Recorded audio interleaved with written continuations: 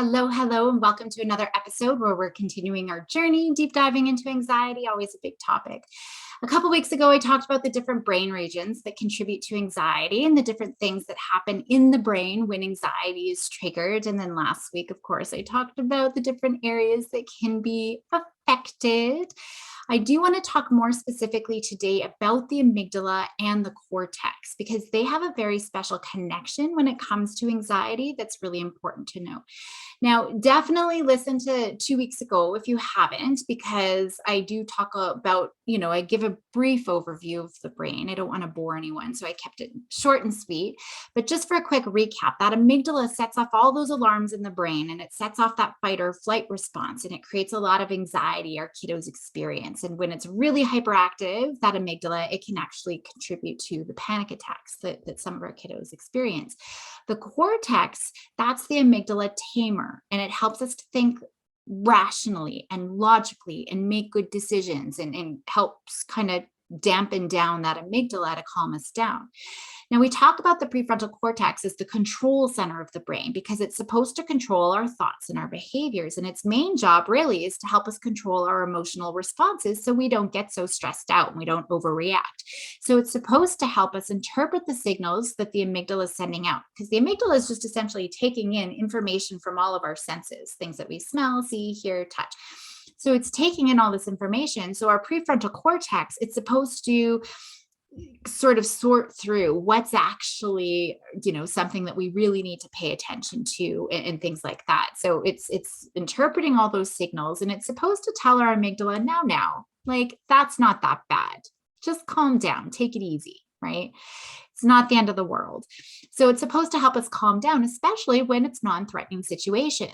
But otherwise, if it's really, there's a bear there. Yes, this is an alarm. We should probably back away now, get to safety. So that's what our prefrontal cortex is supposed to be doing. So if there is a threatening situation, that prefrontal cortex can help us calm down later on when the threat is gone. So when there's no threat, it's supposed to help us calm down now.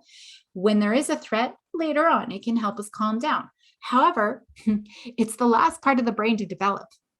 And the amygdala, I've talked about this before, it's the oldest, strongest, fastest part of the brain. It can set off those alarms in a matter of milliseconds before we're even aware of anything happening. So the cortex, it often doesn't even realize that the amygdala has set off alarms. So it doesn't really have a lot of control over that amygdala, especially for our anxious children and teens, because that part of the brain is the last to develop. So that amygdala, it also has lots of connections with other parts of the brain. It's very strong in that way. And so it's got all of these other connections, a lot of control, and it really affects our sympathetic nervous system.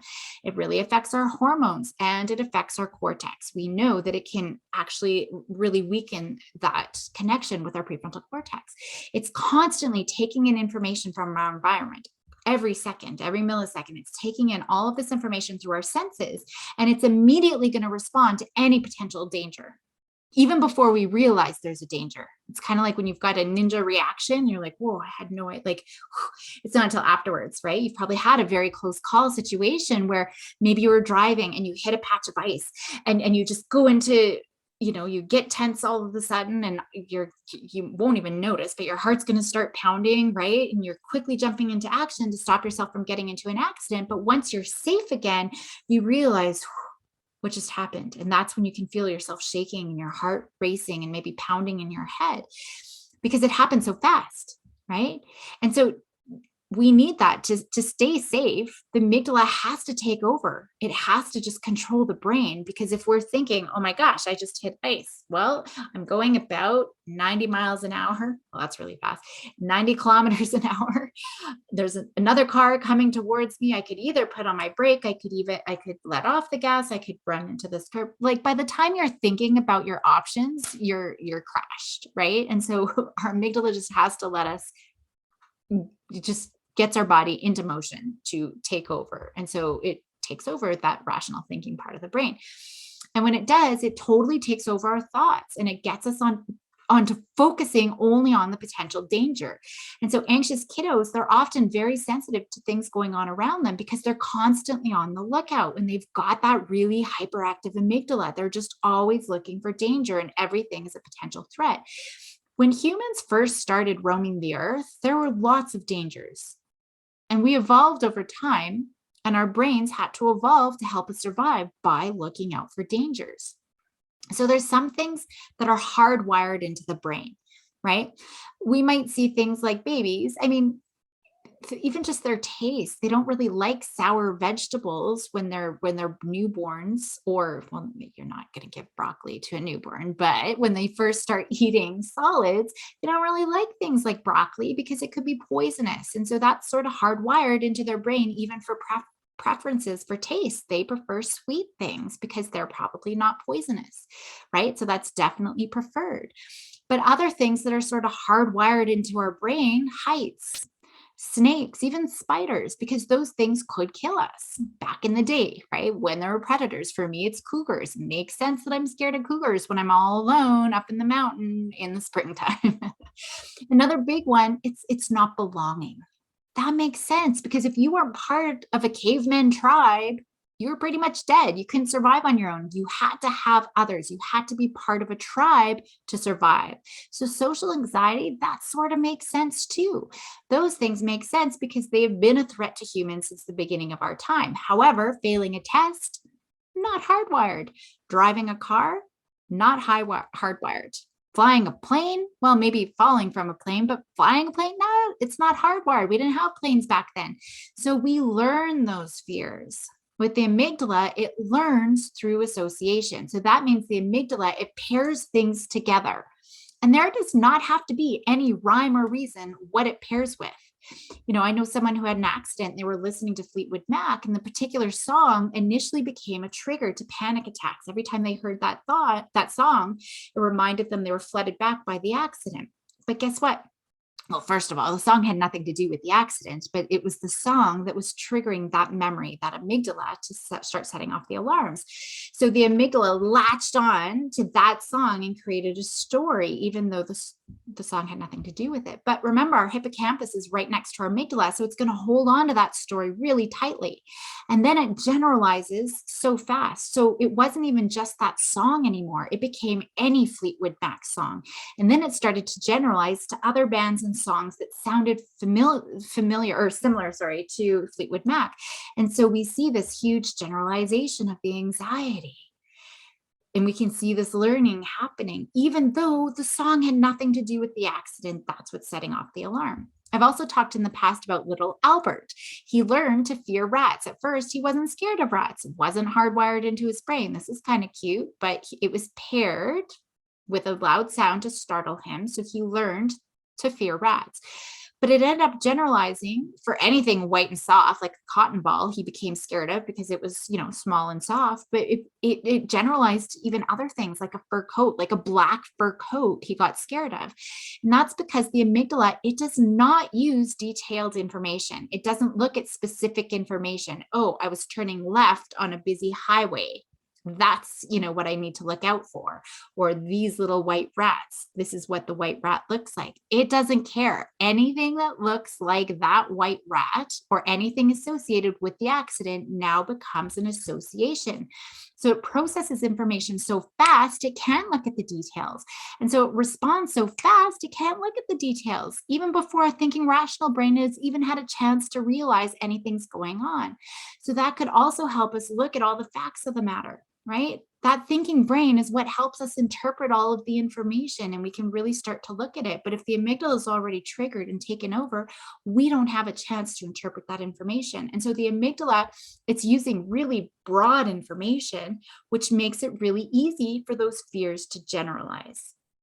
And so the amygdala, it can totally override the cortex. And so that results in big reactions to small deals and just reactions that don't make sense to the rest of us whose our cortex is activated. We can see the situation. Why are you freaking out? It's just a song, right? Because our cortex is working. We can interpret that information. We can see clearly the song for what it is. But when the amygdala takes over, like for me, I've shared the story of the dog. I was bit by a dog. I don't have any conscious memories of that, but boy, did my amygdala remember. And so I was always terrified of dogs. And when we're dealing with anxious kiddos, once those alarm bells are rung, their cortex, it can't cope very well and it just remains offline. It's hijacked.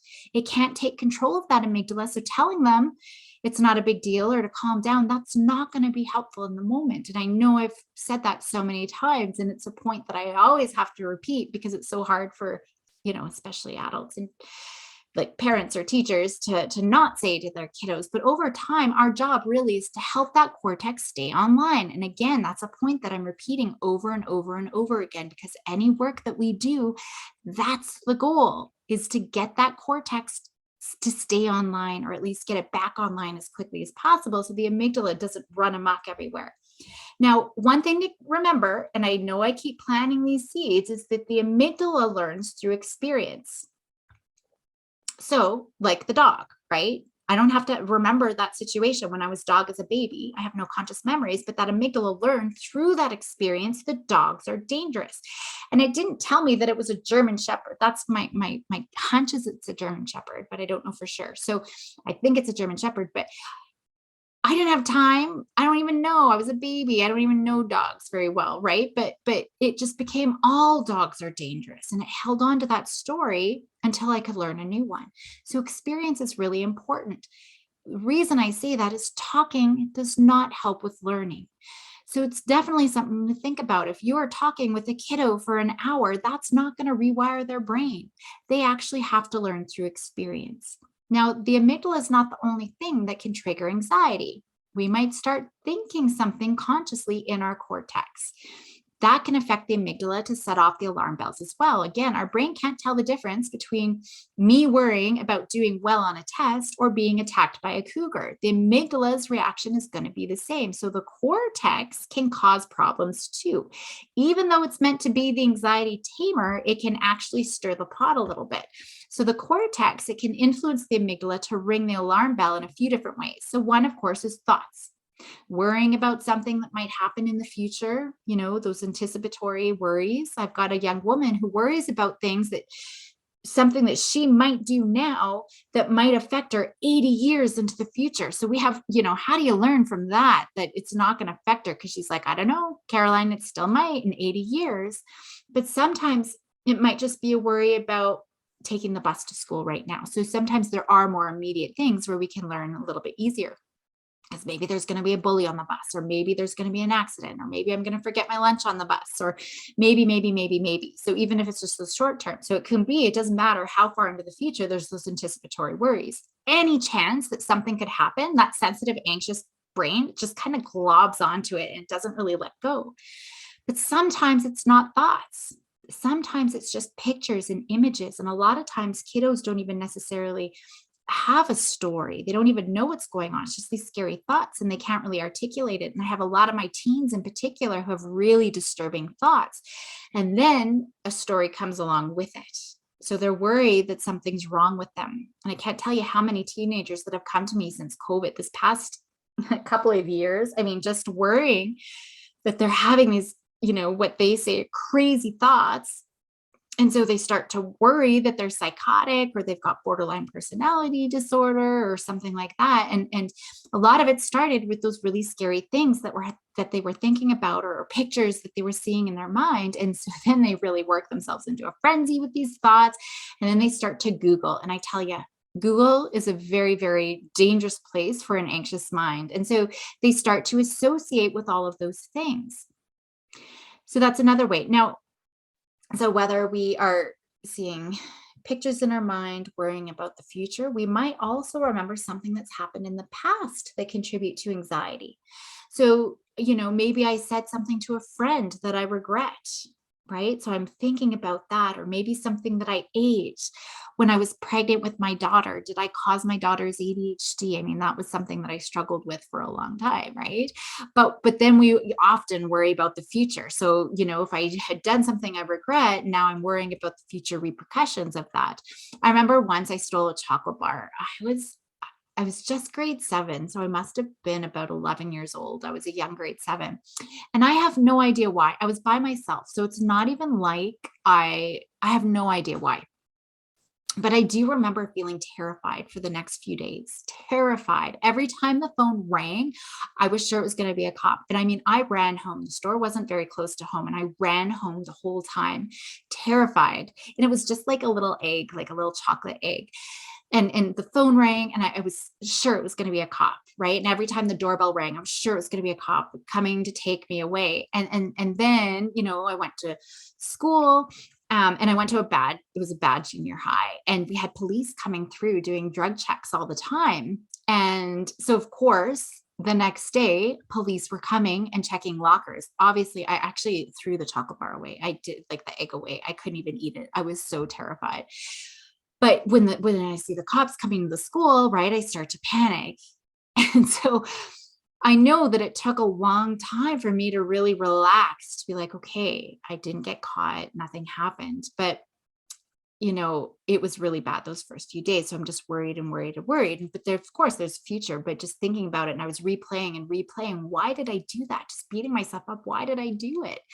So every time I thought about that situation, it was gut wrenching, and it never left. Here I am, like 30 years later, more than 30 years later, I'm still talking about it. And I feel that gut wrench in my stomach. Like, why did I do that? It was so scary. And I never did it again. I mean, so it was always making me worried. And there's that gut wrenching thing from the past that I always worry about, and it comes back to me to haunt me in the future.